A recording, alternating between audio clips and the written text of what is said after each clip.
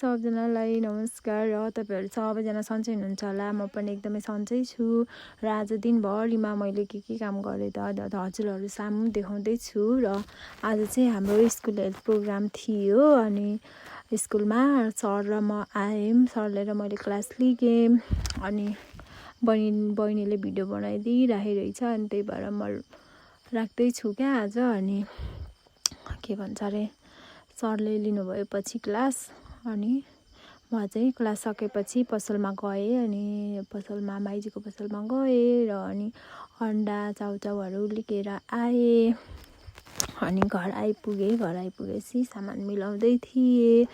अनि बेलुका पख चाहिँ मम्मीले दाइलाई बत्ती फिट गर्न लगाउनु भएको रहेछ क्या रोड्नेर। अनि दाइले कति मजाले लगाइदिइराख्नु भएको छ। त्यहाँ भर्याङदेखि गएर मलाई त कस्तो डर लागिरहेको थियो।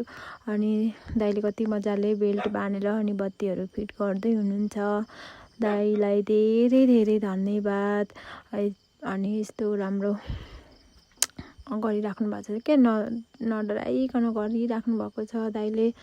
मलाई पो तल बसेर डर लागिरहेको थियो कतै पो करेन्ट लाग्ने हो कि भनेर, तर दाइले कति मजाले गरिराख्नु भएको छ। अनि आफूले गरिराखेको काम पनि हो नि त दाइको। अनि बत्ती फिट भयो। त्यसपछि म मिलतिर लागेँ मकै बोकेर। मकै पिस्नु थियो अनि गाईबस्तुलाई कोडो पनि थिएन हिजो अस्तिदेखि, त्यही भएर म मिलमा लागेँ।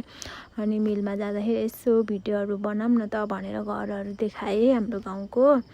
अनि मिलमा पुगेपछि मामालाई मैले मकै पिस्न लगाएँ। बेलुका भइसकेको थियो नि त हो। अनि मलाई घर आउनु डर लाग्छ भनेर अनि पछाडि बत्ती यस्तो देखियो।